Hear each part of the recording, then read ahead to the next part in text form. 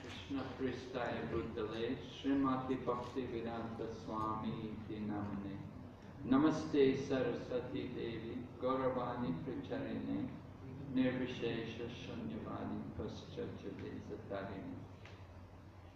So good evening to everyone. Thank you for coming this evening on a very wet evening, not very pleasant. So thank you for taking the time. This evening we want to present to you the study of the Nectar of Devotion.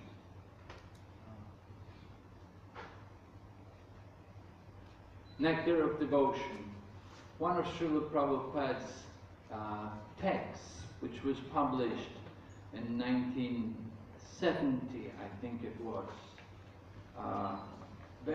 In the very early stages of the Krishna consciousness movement, Srila Prabhupada had written this book, The Nectar of Devotion. And like the teachings of Lord Chaitanya, it's a summary study. Srimad Bhagavatam and Bhagavad Gita, they are translations of texts, but the Nectar of Devotion and the teachings of Lord Chaitanya were Prabhupada's summary studies.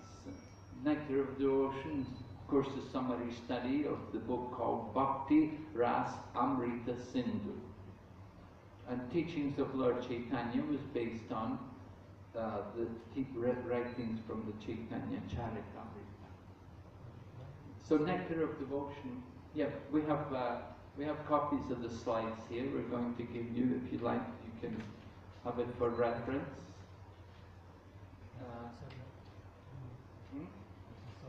Oh, you have to call it this. So Nectar of Devotion is one of the texts which we taught in Bhakti Shastri. Some years ago, when I was coming here, I taught Bhakti Shastri to the devotees. Bhakti Shastri is made up of the study of the Bhagavad Gita, the Sri Ishopanishad, the Nectar of Devotion, the Nectar of Instruction. And we don't teach the whole of the Nectar of Devotion, because the book goes into some detail. The book goes into some advanced topics in the study of rasa, or the different relationships between devotees. But we do cover the first section of the Nectar of Devotion. And what I want to do here, and this week, we're going to present some of the basic topics. You can see here what we're going to be covering. I have 4 evenings, so we'll see how we get on. Hopefully we can finish these first 4 lessons. But there's a number of others which I'll cover another time when I come. So the first lesson, we're going to have a quick overview of this Bhakti Rasamrita Sindhu. Rupa Goswami gave the title Bhakti Rasamrita Sindhu to this text. Now, Bhakti, of course, means devotion. Rasa, meaning the mellow or the juice. Rasa, it's not a word which we would use unless we were in this devotional line. We don't usually hear about ras very much. Oh, ras, of course we do. You would think of juice, right? We want some ras. Give me some ras. Sweet juice, something very nectarian, right? So rasa also refers to the relationships, the dealings between people. There's certain rasas, just like with food. Some food has a rasa, it's very, it's very sweet. And some people are very fond of sweet. They enjoy that ras. Other people may prefer the more bitter ras. So in the same way, in dealings with people, there's different rasas. There's different mellows or exchanges between one person and another. And this is the topic of the Nectar of Devotion. We're looking at the rasa between the Lord and His devotees. And also, there's rasa between devotees, also one devotee and another.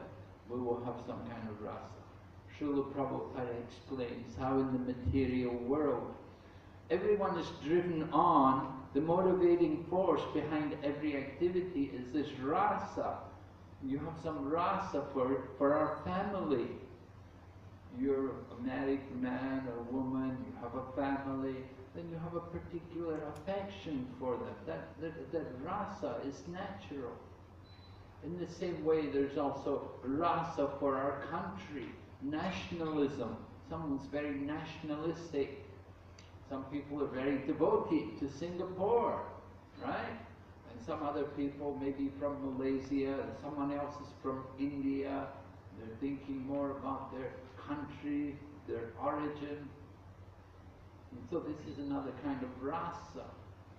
And some people are more devoted just simply to humanity. We want to help all mankind. And so these are different rasas which are there in the material world. But this book, Bhakti Rasamrita Sindhu, is describing a special rasa.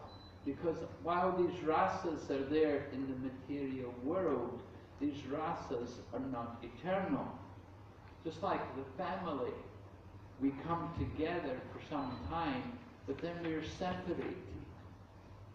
You don't stay together forever. It's not eternal. And that our country also, we take birth in one country, then you may go and live in another country. You know, the relationships of these kind of rasas is very temporary. But Rupa Goswami, the author of this book, Bhakti Rasamrita Sindhu, he's describing a special rasa, which is Amrita. Ras Amrita Sindhu. It's Amrita, meaning Amrit can mean either nectar or something which is eternal, which never ends. So both meanings are applicable in this case. And then Sindhu, it's not limited, it's an ocean. So the ocean of devotion, of the ocean of nectarian loving devotion. This is being described here. How is it possible to describe an ocean? Of course, you cannot describe everything about the ocean, just like we may go and swim in the ocean. We know a little bit about the ocean, but we don't know everything. The ocean is so vast. So in the same way, the ocean of devotional service is so vast, it's so unlimited. We cannot know everything about it. But in this book, Rupa Goswami is describing some few drops of this ocean of nectar, of devotion.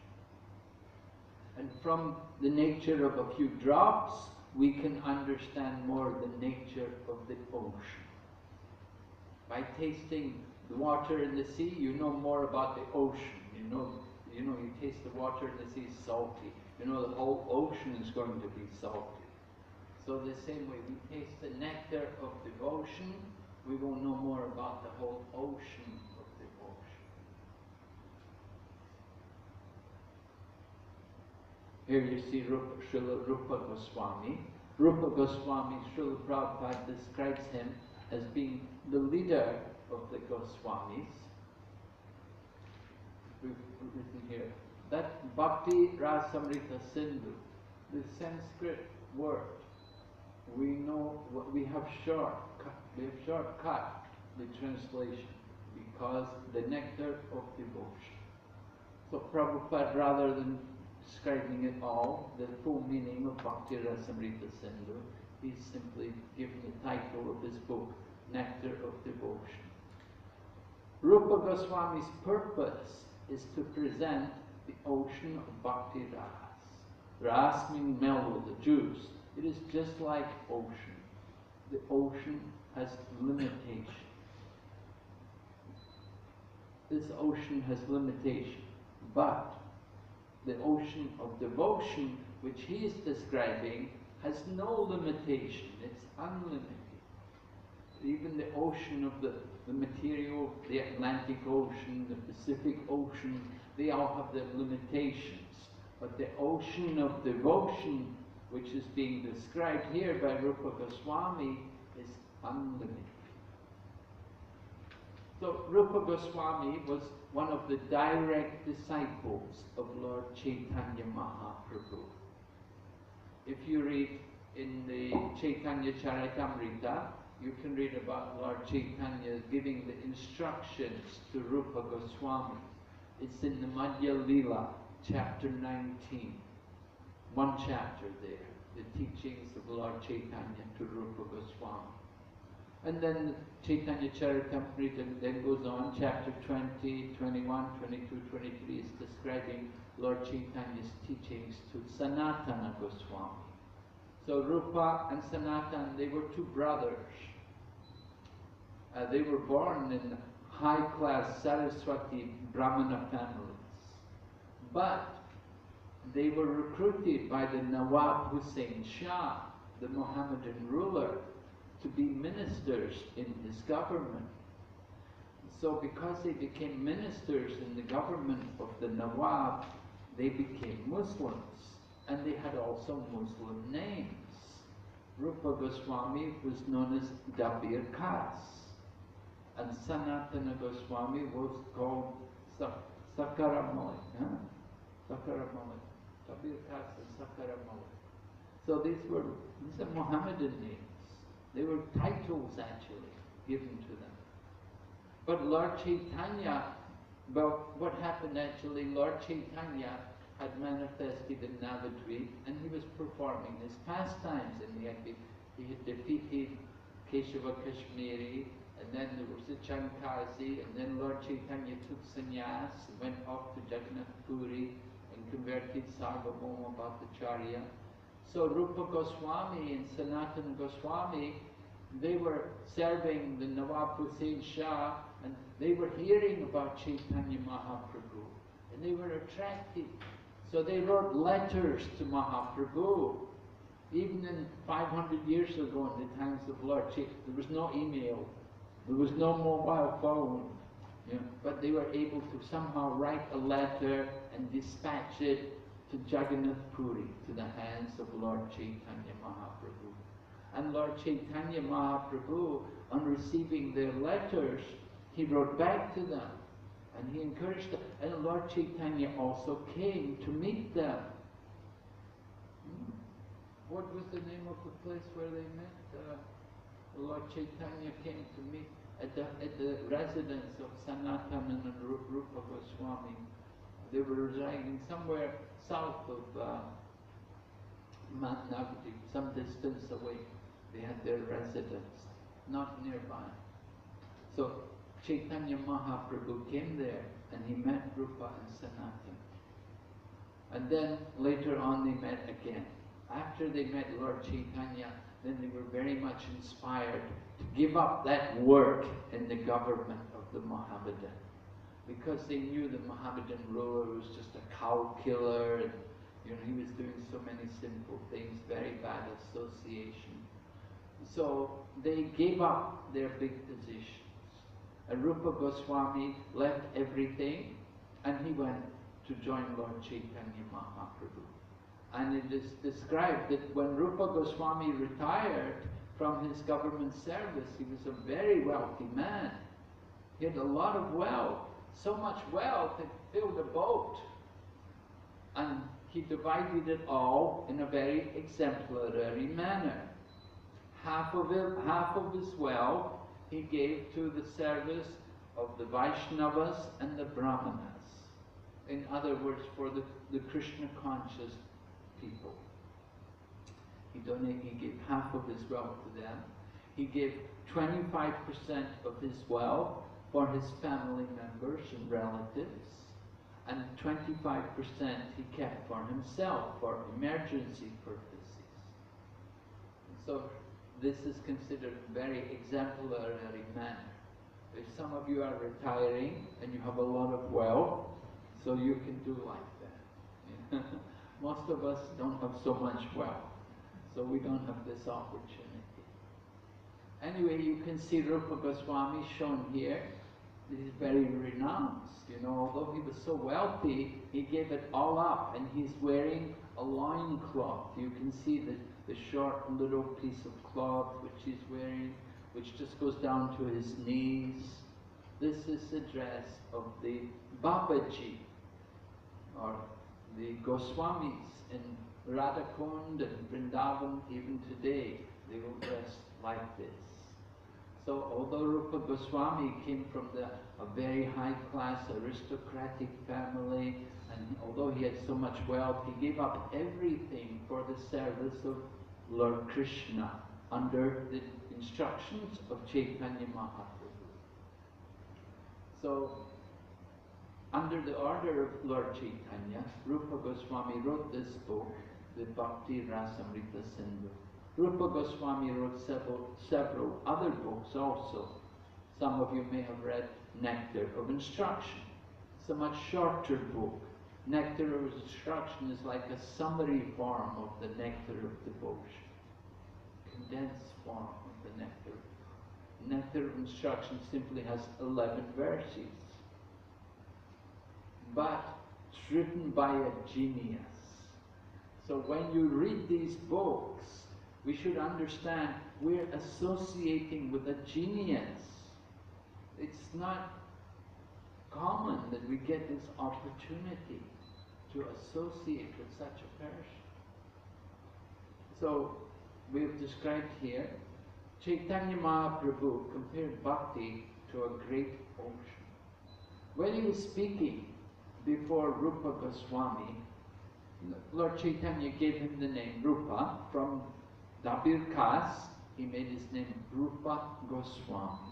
And Sanatana Goswami, Sakaramalik, became Sanatana Goswami. And so he said that it is just like an ocean.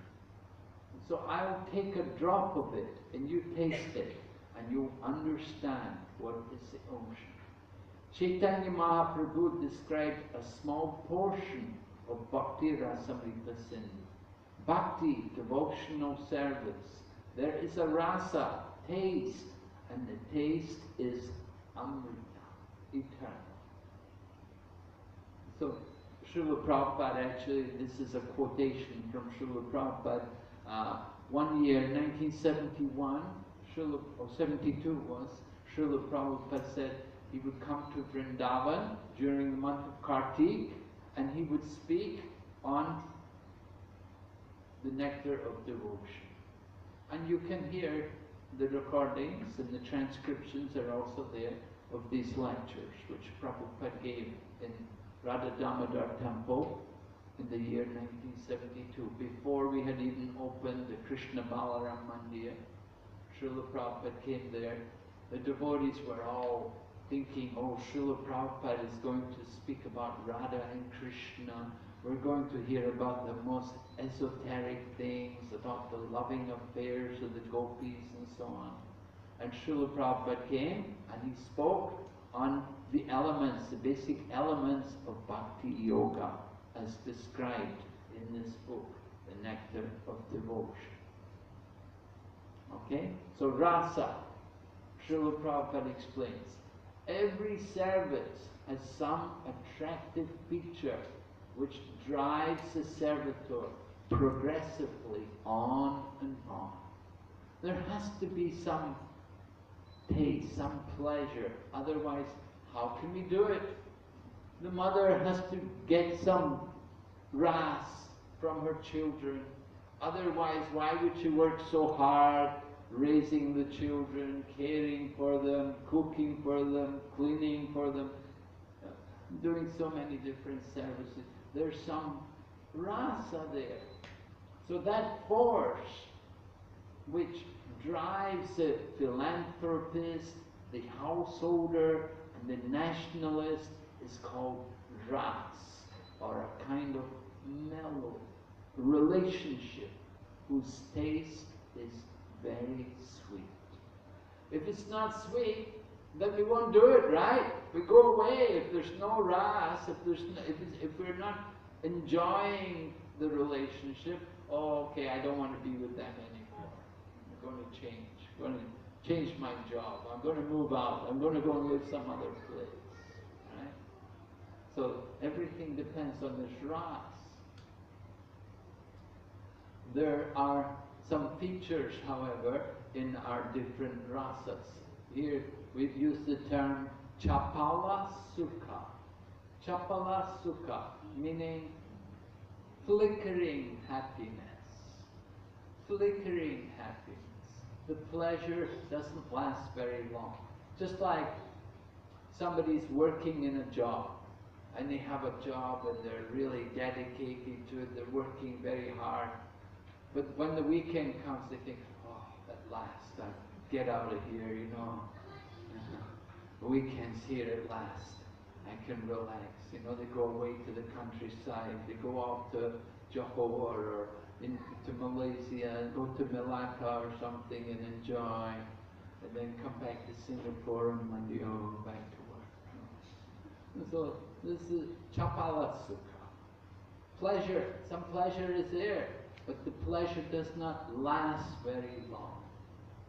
No endurance. And the other term is bhoga tyaga. Bhoga is the enjoying part, the sense gratification, and tyaga is the giving up part, the renunciation. So that tendency is there also.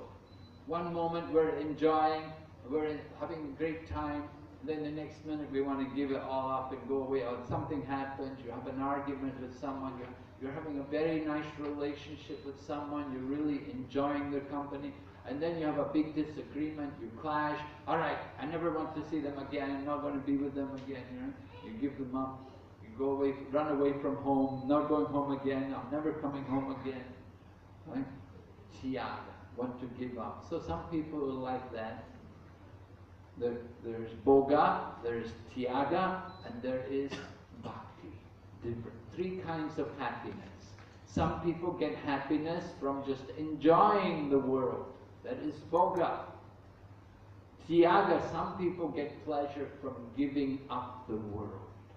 They actually get satisfaction, they feel pleasure from giving up everything. I'm very renounced, I'm free of everything, I have no attachment. Give up the job, right? Give up the job, give up the career, give up everything. I'm very renounced. And some people feel pleasure from that. But there's another kind of pleasure also, and that comes from bhakti, from service for the Supreme Lord. So three kinds of happiness are there. In rasa, we can see these different phenomena. So amrit, meaning eternal, nectar. Bhakti ras, however, the mellow relish in the transcendental loving service of the Lord, does not finish with the end of life. It continues perpetually, and is therefore called amrita, that which does not die, but exists eternally. Yeah, we are having some pleasure in the material world, we're enjoying, we're very happy in our family, but it's temporary. We're going to die one day. We have to leave. We have to give it all up. We have to understand the temporary nature of the world. But this bhakti ras, that is eternal. That relationship is eternal, never ends. The relationship with Krishna doesn't finish with the body. One couple came to Srila Prabhupada, it was John Lennon and Yoko Ono in England when Prabhupada was staying at their home. They both came to Prabhupada and they said, Swami, they could understand Prabhupada was very powerful. And they begged Srila Prabhupada, please bless us that we will be husband and wife in our next life also. Well, they could understand at least they're going to die. At least they had that understanding. And they were asking Prabhupada, please bless us that next life we will again be husband and wife. Prabhupada told them, no, I will not give that blessing. I cannot give that blessing. This is nonsense. He said, you come together, you will be separated. So, any action performed for the satisfaction of Krishna in this transcendental bhakti ras state, in this bhakti ras stage of life, can be relished perpetually. When one is thus engaged in devotional service, all varieties of ras are mellowed, turning into eternity.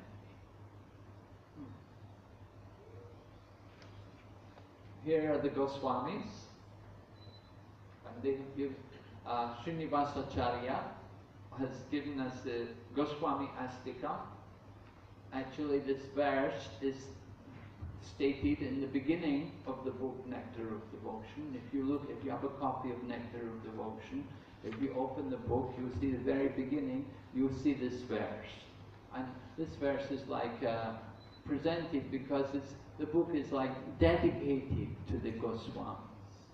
And the translation of this verse describes the activities of the Goswamis. Particularly the fact that they're studying the scriptures. Nana Shastra Vicharinai Kanipano Saddharma Samstapako. They studied all the Vedic scriptures to establish the religious principles. Srila Prabhupada said, we don't have to do any more research. The research has already been done for us by the Goswamis. They've studied all the scriptures for us, and they have given us the most important parts of the scriptures in their writings. So this verse particularly highlights that fact. If you see, on your sheet, you'll see there's a translation of that verse. Srinivasacharya says, I offer my respectful obeisances to the 6 Goswamis who are engaged in scrutinizingly studying all the revealed scriptures with the aim of establishing eternal religious principles for the benefit of all human beings. Thus they are honored all over the 3 worlds, and they are worth taking shelter of because they are absorbed in the mood of the gopis and engaged in the transcendental loving service of Radha and Krishna. So in this way, Srinivasacharya describes something of the activities of the Goswamis, and particularly Rupa Goswami, shown here in this book Nectar of Devotion, that he has compiled it with so many references, so many quotations from different scriptures, all from the Vedic writings. Why did he do all this? For our benefit. Not only our benefit, for the benefit of all living beings.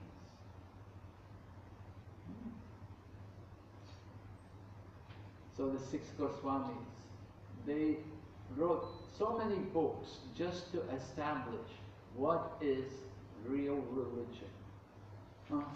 What does it say? Nana Shastra Vicharinai Kanibano Saddharma Samstapako. Why? Lokanam Hitakarino. They were simply doing welfare activities for the people in general. Lokanam. So, right?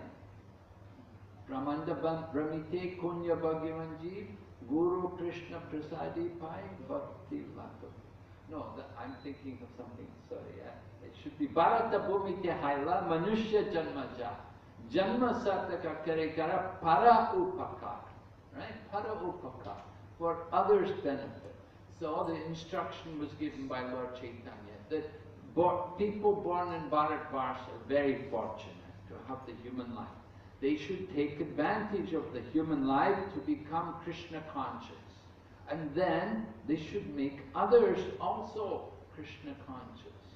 They should work for the benefit of others. We do not cultivate Krishna consciousness simply for our own benefit, but we want to give it. And we see this in the example of the Goswamis, that their writings, why were they writing? They were not getting any money from it, you know, they weren't going to get an income from it. People often write, they get some, maybe the publishers give them some money or something. But, you know, the Goswamis were not thinking like that. They were simply writing on palm leaves When you go to Vrindavan, if you go to the Vrindavan Research Institute, in Vrindavan Research Institute, they still have some of the original palm leaves which the Goswamis wrote on. Some of the original writings of Rupa Goswami is there. They've preserved it. And they wrote on palm leaves. They didn't have any computer. They didn't even have a big pen. They didn't have any nice paper. They simply wrote on palm leaves. 500 years ago, Chaitanya Mahaprabhu's time, there were no books. There was no printing presses. Everything was handwritten. You wanted a copy of Srimad Bhagavatam? Somebody has to write it.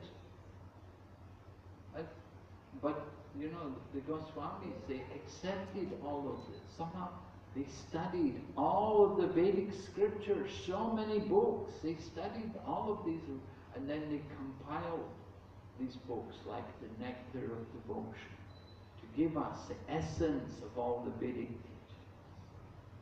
So this is their great kindness on us, that they performed it. Formerly, the society was not so much degraded. As soon as you give evidence from the Vedic literature, they would accept. So these Goswamis were making what? Research from the Vedic literature. Samaveda, Rig Veda, Upanishads, Vedanta Sutra, Puranas, Mahabharata, Srimad Bhagavatam. You'll find Bhakti Rasamrita Sindhu evidence. As I said, his writing is full of quotations from all of these different books. Srila Rupa Goswami, the author, Srila Rupa Goswami is described in the Bhakti Ratnakar as the one who, Bhakti Ratnakar, as one who knows the essence of devotional service. His famous book, Bhakti Rasamrita Sindhu, is the science of devotional service. By reading this book, one can understand the meaning of devotional service. Why did Srila Prabhupada write this book for us? He wants us to understand the meaning of devotional service.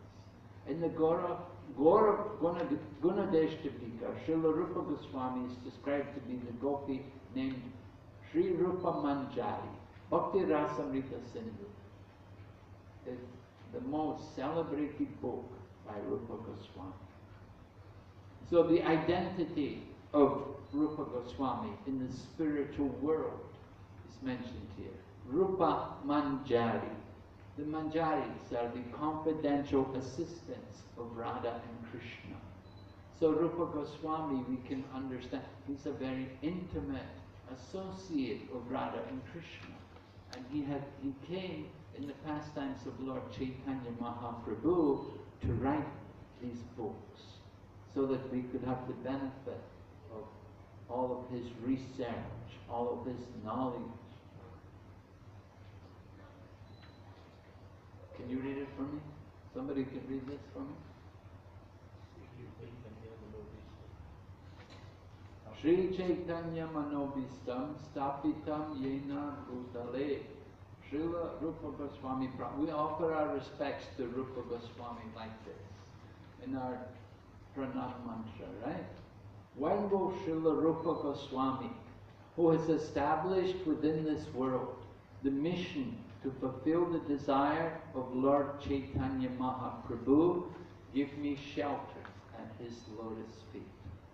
So like this, we offer our prayers to Rupa Goswami. We try to understand how important is the position of Rupa Goswami. There are many people who worship Krishna, but not everyone worships Lord Chaitanya Mahaprabhu. Only some people also worship Lord Chaitanya Mahaprabhu, and by Lord Chaitanya Mahaprabhu's guidance and instruction, we can know how to understand Radha and Krishna. But there are many people who worship Lord Chaitanya Mahaprabhu, and not all of them recognize the importance of Srila Rupa Goswami. Srila Rupa Goswami's position is very important.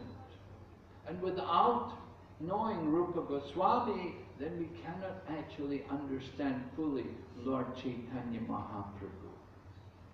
And without that connection, then we can never know Radha and Krishna. So Rupa Goswami's position is very important in this connection. That is that by the mercy of Rupa Goswami that we can understand properly the mission of Lord Chaitanya Mahaprabhu.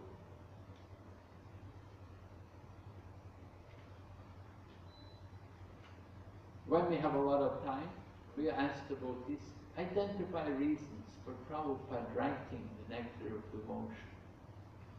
Prabhupada said, I have written this book for the devotees.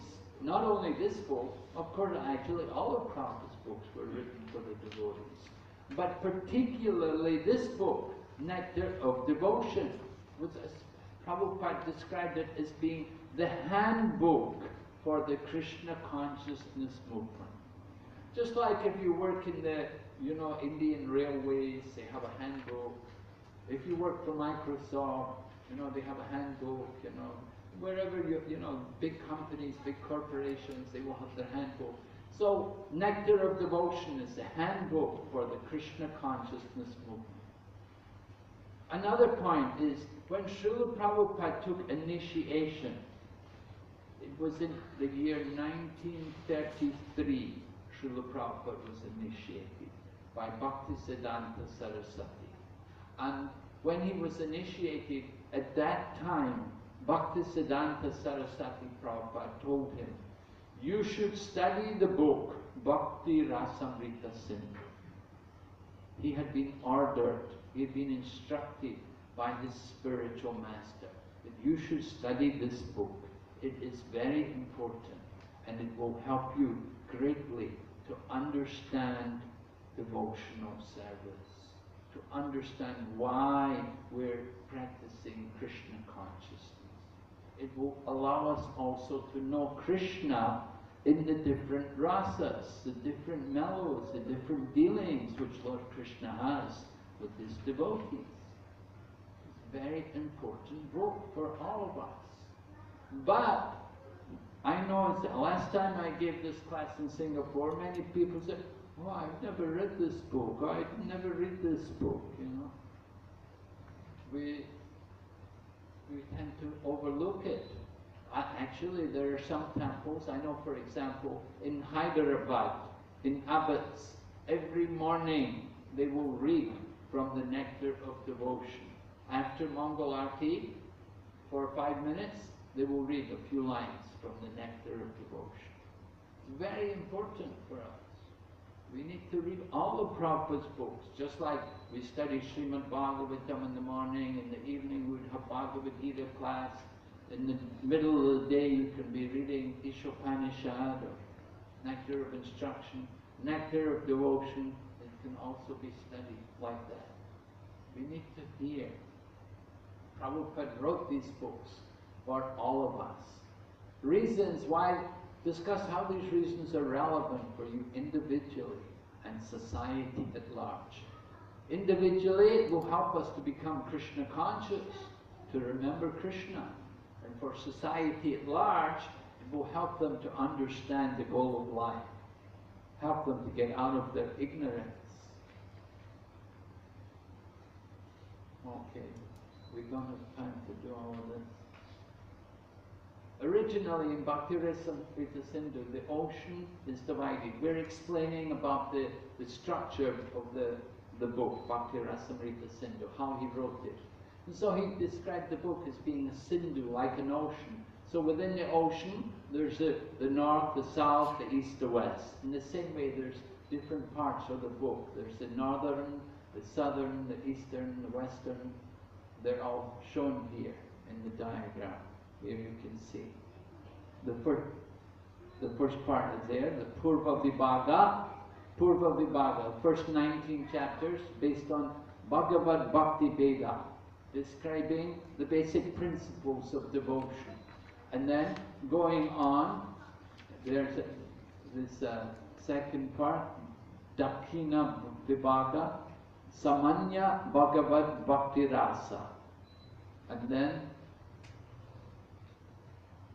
you've got Dupya Bhakti Ras, and on the top Gora Bhakti Ras. So these different stages, these are the 4 different sections of the ocean. In the first part there are 4 waves. The first being a general description of devotional service. The second concerns the regulated principles by executing devotional service. And the third wave, devotional service in ecstasy. And the fourth is the ultimate goal, love of God. And so these are the different stages of devotional service as described, Prabhupada describes for us in the introduction, shown here. So this first section, the first 19 chapters, describe the varieties of devotional service. And it begins with what we're covering this evening, the introduction, and then goes on to describe sadhana bhakti, chapter 2 to chapter 10, describing sadhana bhakti. Sadhana bhakti meaning devotional service in practice. And then bhava bhakti, chapters 17 and 18. Bhava bhakti meaning devotional service in ecstasy. And then prema bhakti in chapter 19. Prema bhakti meaning devotional service in love of God. So you can see the 3 different levels of devotional service. Sadhana, bhavana, bhava and prema. Devotional service in practice, devotional service in ecstasy, and devotional service in love of God. They're all described one after another. The emphasis, of course, on sadhana bhakti, chapter 2 to chapter 16, to chapter 16, yeah. So, a major portion. We want to hear about devotional service in practice. Srila Prabhupada then begins in the introduction, he has his Mangala Charana. When you're writing, it is customary to begin by offering prayers and seeking the blessings of different people. Just like in Srimad Bhagavatam, the first 3 verses of the first chapter of the first canto are the Mangala Charana of the Srimad Bhagavatam. So similarly in Bhakti Rasamrita Sindhu, Srila Prabhupada has translated the Mangala Charana, invoking auspiciousness, and the objective of the book. This is all the purposes of the Mangala Charana. So Lord Sri Krishna is the Supreme Personality of Godhead, the cause of all causes, the reservoir of all rasas or relationships. Rupa Goswami had composed a verse like this. Actually, the verse is also given there in Chaitanya Charitamrita. I think Rupa Goswami composed the verse first, and then later on the verse was used by Krishnadas Kaviraj in the Chaitanya Charitamrita. But the verse describes Lord Krishna, the position of Lord Krishna, that He's the Supreme Personality of Godhead, the cause of all causes. Of course, we have heard this also in Brahma Samhita, Sarva Karana Karanam, the cause of all causes. But we hear also that He's the reservoir of all rasas. Now sometimes people want to know why Krishna is the Supreme and why not Vishnu, why not Lord Rama. But we see that it's Krishna who's the reservoir of all rasas. We don't see all these rasas manifest in the presence of Lord Vishnu or in Lord Rama, but we see the full display of ras in the dealings of Lord Krishna. So that is why Lord Krishna is accepted as being the supreme. The objective of the book, Akila Rasamrita Murti, all embodiment of all different ras, the form of all different rasas. This is Lord Krishna. So from Nectar of Devotion, we can understand more of how Krishna is the reservoir of all rasa. And of course that is actually in Krishna in Vrindavan. In Chaitanya Charitamrita it is described, Lord Krishna is perfect in Dwarka. He is more perfect in Mathura, but he is most perfect in Vrindavan. And so it's Vrindavan Krishna, who is the reservoir of all rasa. And this will be described to us in detail within the pages of the Nectar of Devotion.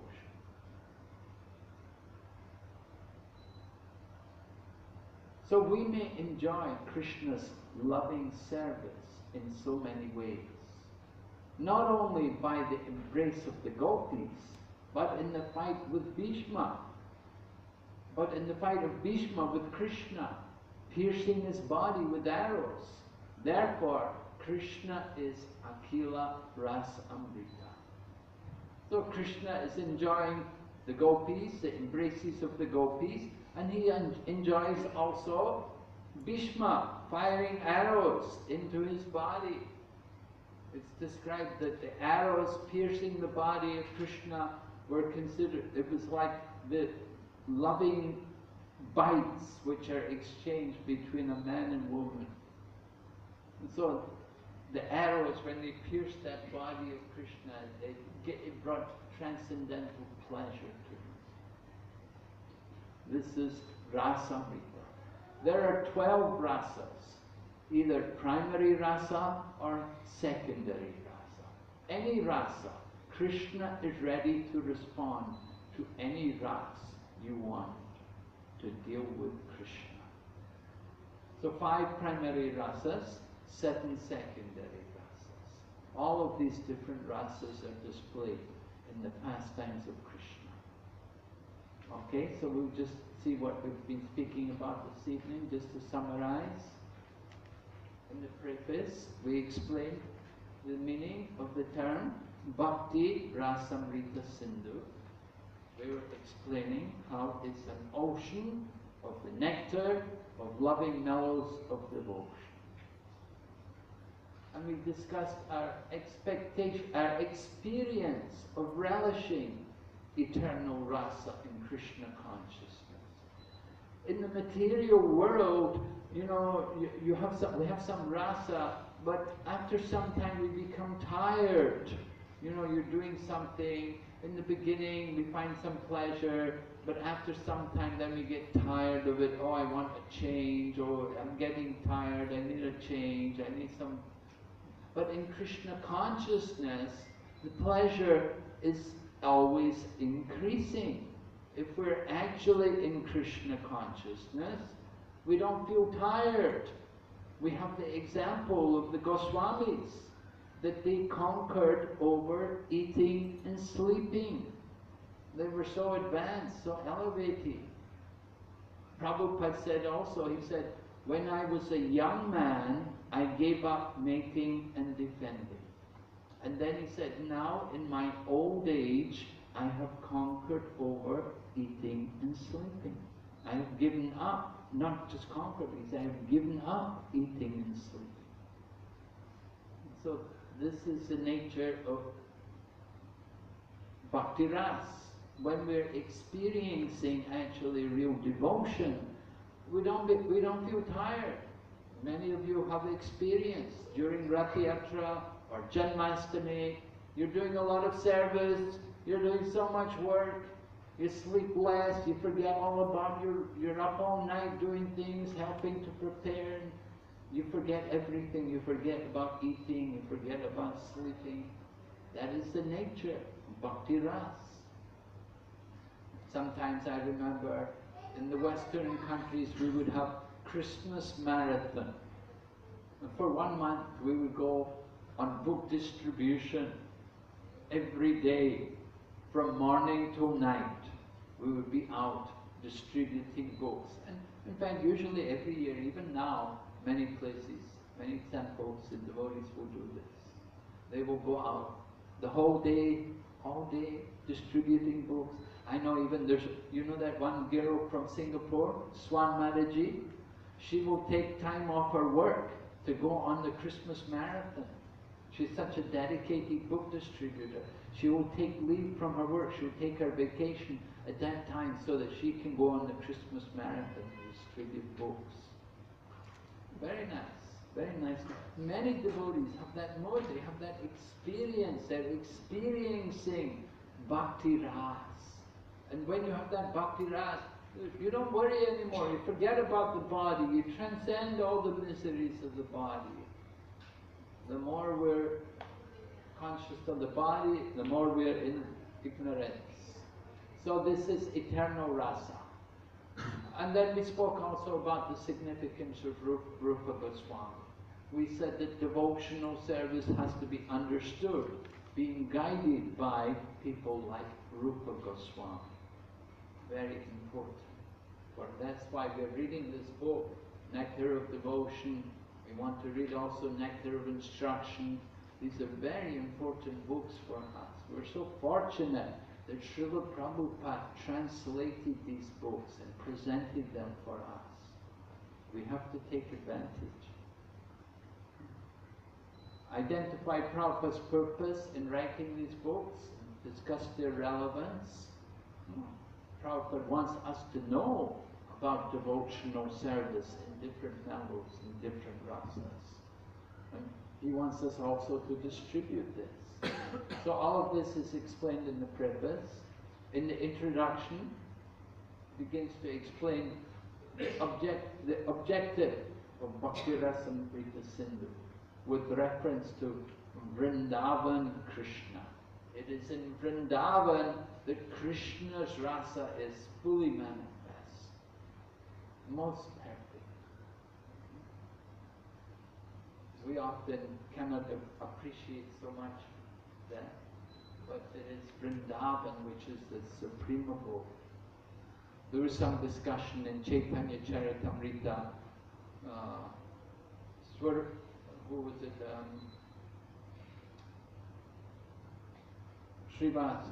Srivas Pandit was commenting, oh, look at the opulence of the goddess of fortune. You know, the goddess of fortune comes with her servants and they arrest the servants of Jagannath.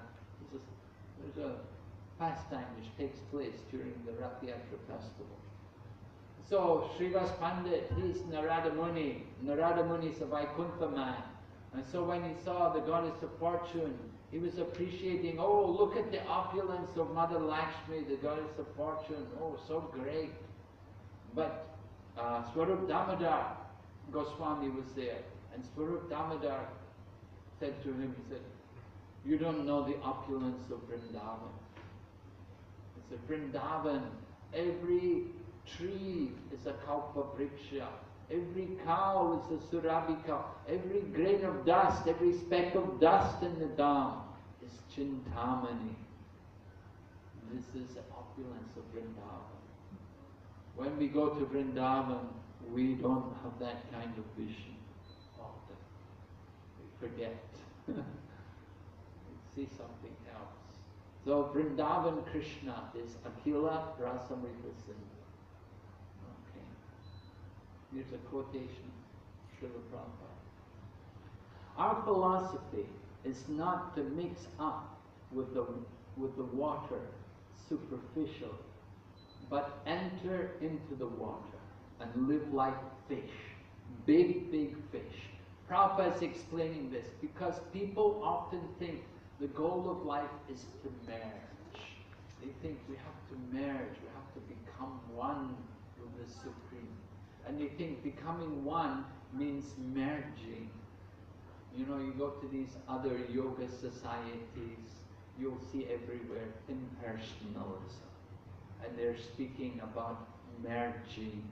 And they give the example, as the rivers flow into the ocean and become one with the sea, we have to also enter into the ocean and become one. But Prabhupada said, no, it's not like that at all. It's not like that. He said, we're not like a drop of water flowing into the ocean. The drops may flow into the ocean, But that water in the ocean will be evaporated. It will be carried in the form of clouds and then come back on the land again. You don't want that. We want to stay in the ocean. You go into the ocean, you stay in the ocean. And Prabhupada says, the big fish, the big aquatics, they go deep into the ocean.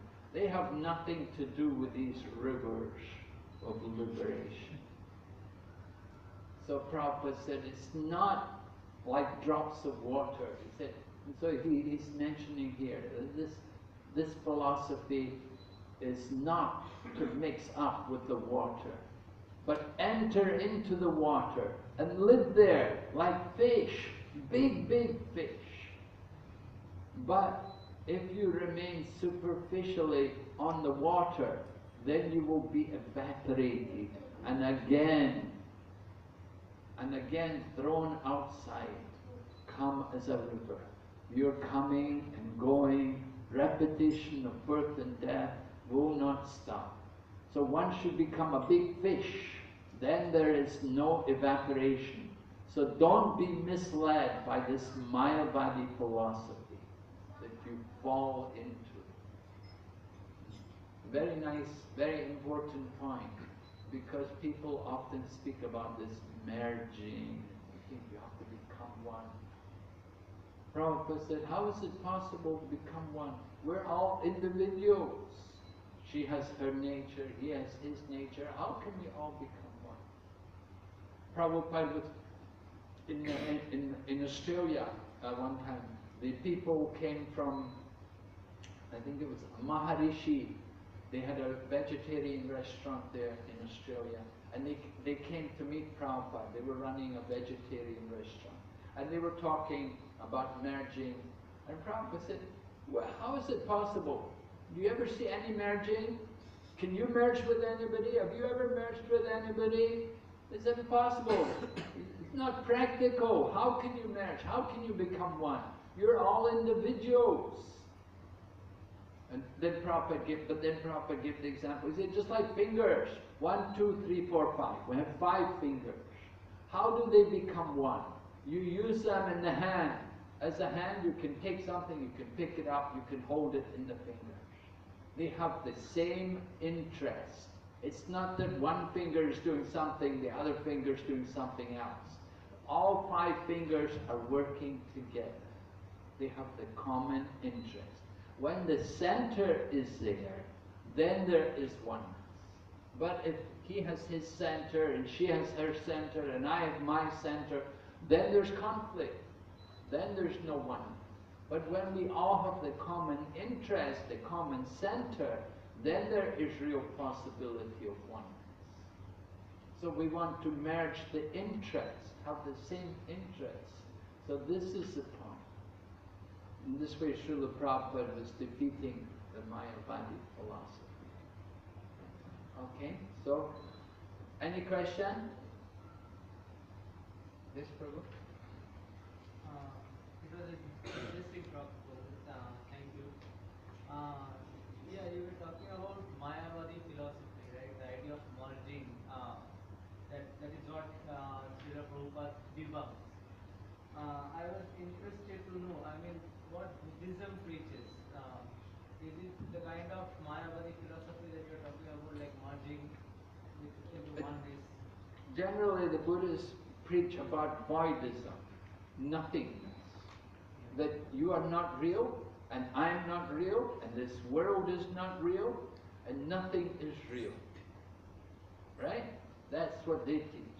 They do not talk about God, they talk about nothing. Nothingness. The void. Nibbana, or nirvana. The nothingness. So in that way, they are denying the existence of God in himself. Yes, Buddhism is an atheistic religion. There's no God. There is no God. They don't believe in God. They don't even believe in the soul. They do talk about the soul, but they talk about the soul in a material sense. They say the soul can be annihilated. The soul can be destroyed. And they say this body can also be destroyed. Generally, if you go to a Buddhist temple, you will see what they often do. They keep a dead body and they sit and they meditate on that dead body. Or sometimes, every Buddhist temple, they have a crematorium. They have they have that, they have a place where they burn the bodies. And sometimes the monks, they will go, when they're not burning bodies, when the furnace is turned off, they will go and sit in that furnace and they meditate that ultimately this is the destiny, this is the end of life. That we're nothing, we don't really exist. No, this is their meditation. They meditate on death, on being nothing, coming to nothingness.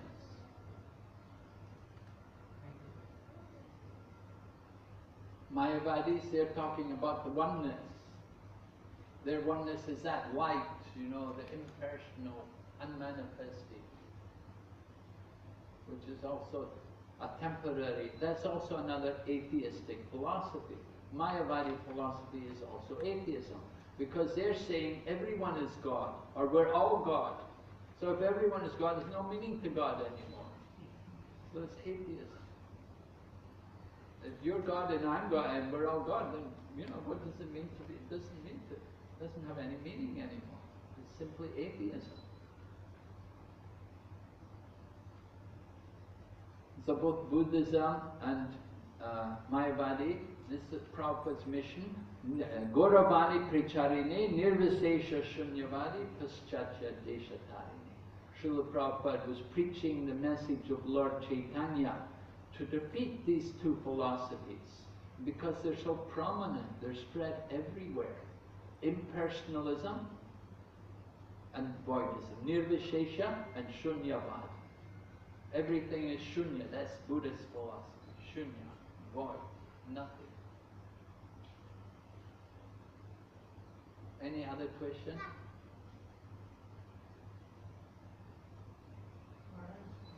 Yes?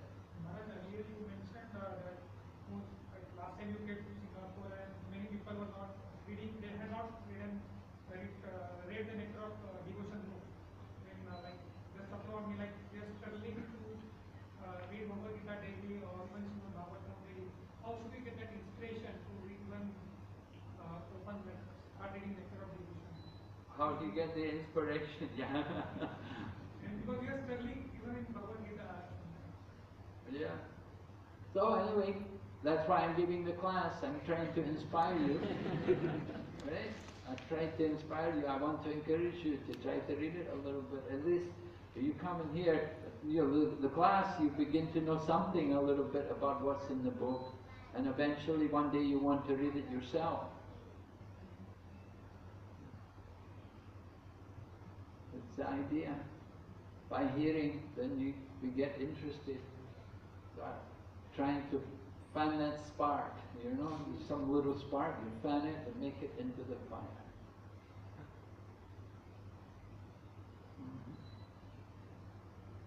Okay, so with that we will stop here. Thank you very much. Hare Krishna. Srila Prabhupada.